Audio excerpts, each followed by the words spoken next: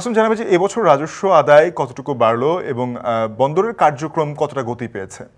স্বাস্থ্য এবং স্বাদের মধ্যে চমৎকার একটা ব্যালেন্স করে পীর প্রিমিয়াম আয়োডাইজড লবণ।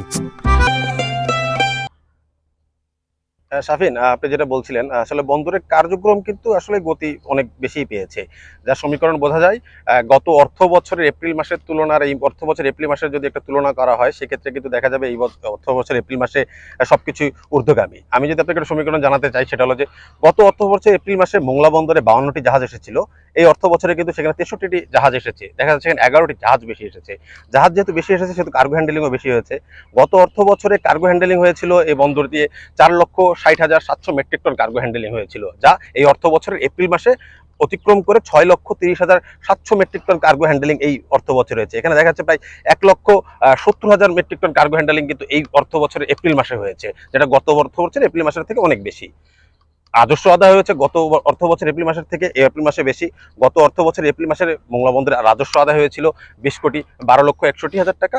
এই অর্থ বছরে সেটি ছাপিয়ে যে এবার রাজস্ব আদায় হয়েছে প্রায় 24,14,53,000 টাকার মতো রাজস্ব আদায় হয়েছে। প্রায় 4,01,12,000 টাকার মতো কিন্তু এই অর্থ বছরে মানে এপ্রিল মাসে রাজস্ব আদায় বৃদ্ধি হয়েছে। গত অর্থ বছরের এপ্রিল মাসের তুলনায় এই অর্থ বছরের এপ্রিল মাসে কিন্তু সবকিছুই ঊর্ধ্বগামী মোংলা বন্দরে। গত অর্থ বছরের এপ্রিল মাস পর্যন্ত মোংলা বন্দরে জাহাজ এসেছিল মোট 708টি, সেই তুলনায় এই অর্থ বছরে মোংলা বন্দরে জাহাজ প্রায় 726টি।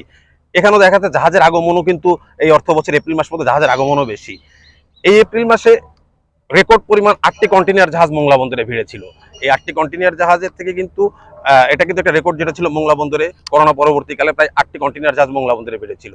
কন্টেইনার জাহাজ বেড়ার কারণে কিন্তু প্রায় 30% কন্টেইনার বেশি এখন খালাস হচ্ছে আগের থেকে তুলনায় মোংলা বন্দর দিয়ে। তো মোংলা বন্দরে কিন্তু কার্যক্রম স্বাভাবিক গতিতে কিন্তু আগের থেকে অনেক বেশি পরিমাণে বেড়ে গিয়েছে। আপনি আমার পিছনে দেখতে পাচ্ছেন এখনো কিন্তু একটা জাহাজের পণ্য খালাস কার্যক্রম চলছে। গতকাল একসাথে কিন্তু মোংলা বন্দরে প্রায় 3টি জাহাজ ভিড়েছিল, 3টি বাণিজ্যিক জাহাজ মোংলা বন্দরে ভিড়েছিল। তার ভিতরে একটা কন্টেইনার ভাই জাহাজ ছিল, একটি গাড়ির জাহাজ ছিল এবং একটি জাহাজে ছিল রূপপুর পারমাণবিক বিদ্যুৎ কেন্দ্রের মালামাল। আপনি আমার পিছনে যে জাহাজটি দেখতে পাচ্ছেন এটিতে কিন্তু রূপপুর পারমাণবিক বিদ্যুৎ কেন্দ্রের মালামাল এসেছিল এবং এই জাহাজটি থেকে কিন্তু পণ্য খালাস চলছে এবং বাদবাকি জাহাজ দুটি থেকে পণ্য খালাস করে ইতিমধ্যে কিন্তু জাহাজ দুটি বন্দর ত্যাগ করে গিয়েছে।